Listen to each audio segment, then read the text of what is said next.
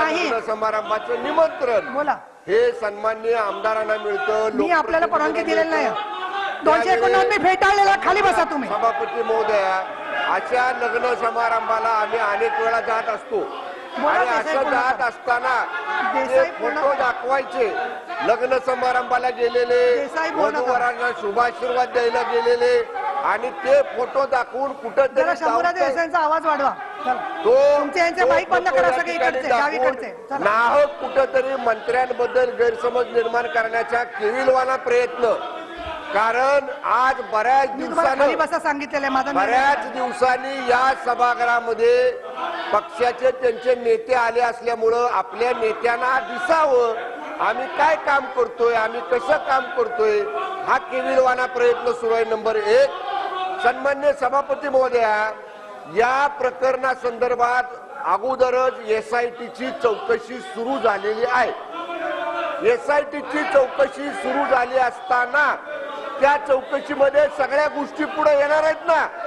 असं काय नाही की त्या SIT मध्ये आता हे म्हणतात व्यक्तीला बोलवलं. अहो, SITचा जो प्रमुख अधिकारी असेल त्याला ज्याला योग्य वाटेल त्याला तो पहिल्यांदा बोलवेल, ज्याला योग्य वाटेल त्याला दुसऱ्यांदा बोलवेल, ज्याला योग्य वाटेल त्याला तिसऱ्यांदा बोलवेल. आणि जर त्या SITच्या अधिकाऱ्याला वाटलं की या फोटो मधल्या काही लोकांना चौकशीला बोलवायची गरज नाही बोलवणार, सगळ्यांना चौकशीला बोलवावं असं वाटलं तर सगळ्यांना बोलवतील. चौकशीमधनं दूध का दूध, पाणी का पाणी पुढे येणार आहे. पण ज्या व्यक्तीचं नाव आपण या ठिकाणी मगाशी घेतलं ती व्यक्ती शुभाशीर्वाद आणि जेवणाच्या टेबलवर बसलेली दिसत नाही.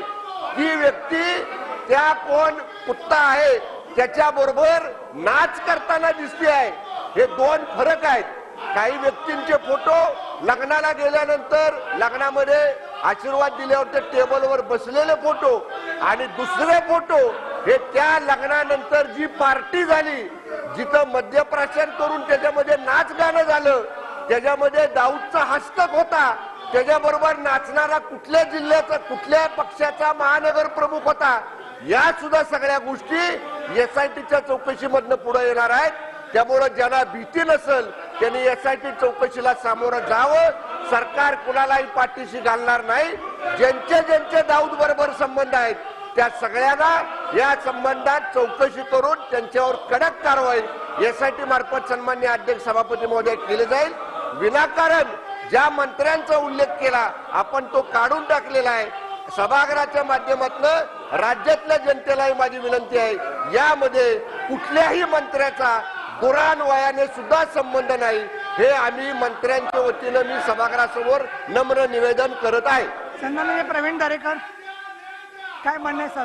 प्रवीण दरेकर. सभापती महोदय, सर्वप्रथम मी आपला आभारी आहे की आपण सगळं ते रेकॉर्डवरनं काढलेलं आहात. सभापती महोदय, अशा पद्धतीनं हे वरिष्ठांचं सभागृह आहे. या ठिकाणी आमचं एवढंच म्हणणं होतं, गिरीश महाजन साहेबांचं नाव घेण्याचा अधिकार आपल्याला नाही. तसं जर करायचं असेल तर तुम्हाला नोटीस द्यावं लागतं. परंतु एकाच 89 वर आपण विरोधी पक्षनेते बोलणार, एकनाथ खडसे बोलणार, त्याच्यानंतर अनिल परब बोलणार, ही प्रथा परंपरा या सभागृहाची नाही. आणि आज त्यांच्या अंगात आलंय. तिथं उद्धवजी ठाकरे साहेब आलेत म्हणून काहीतरी अधिवेशनात केलं पाहिजे आणि गिरीश भाऊंना टार्गेट केलं म्हणजे दिवसभर बातमी चालेल, आम्ही काहीतरी त्या ठिकाणचा मोठा घोडा मारलं, अशा पद्धतीचं यांचं आहे. परंतु महाराष्ट्रातल्या जनतेच्या लोकांना नक्की माहित आहे की हे फेल गेलेत अधिवेशनात. शेतकऱ्यांच्या प्रश्नावर बोलत नाहीत, अनेक विषयात बोलत नाहीत. गिरीश महाजन हा काही विषय नाही महाराष्ट्राचा, त्याच्यामुळे यांना नैतिक अधिकार नाही. आपण हे सगळं काढलेत, मी आभार व्यक्त करतो. यांनी जर अशाच पद्धतीनं सभागृहाला वेठीस धरण्याचं काम केलं तर आपल्या अधिकारात आपल्याला कारवाई करावी लागेल. नाहीतर उद्या आमच्या बाजूनी सुद्धा आम्ही अशाच प्रकारे सभागृहाचं कामकाज चालू अशा प्रकारचं नम्रपणे सांगतो. आपण त्यांना समज द्या, नाहीतर जी कारवाई करायची ती आपल्याला करावी लागेल. ठीक आहे, मी आता 93च्या सूचना पुकारते. सन्माननीय सुनील शिंदे सभागृहात नाही आहेत, त्यामुळे मी ती पटलावर ठेवते आहे. सन्माननीय आमशा पाडवी 93ची सूचना आहे, त्यांना ती पुकारायची नसावी, त्यामुळे पुकारायची आहे का? 93ची सूचना आहे तुमची. त्यानंतर तानाजी सावंत उत्तर त्याचं अपेक्षित आहे. उत्तरं वितरित केलेली आहेत. आमशा पाडवी नसेल तर मी पटलावर ठेवते. सुनील शिंदे सभागृहात नाही आहेत. अभिजित वंजारी तुमची 93ची सूचना आहे. 10 क्रमांकाची पुकारायची असेल तर पुकारा. बाकी भरपूर दिवसभर महत्वाचं कामकाज आहे. काय आहे तुमचं? येईल ना ती त्याच्यामध्ये. थांबा जरा. हां, तुमचं नाव नाही आजच्या याच्यात स्वीकारलेले उत्तरं आलेल्याची यादी असते. ठीक आहे. सभापती अभिजित वंजारी, महोदय, हां. 93च्या सूचनेच्या माध्यमातून या ठिकाणी मला सरकारचं लक्ष वेधायचं आहे.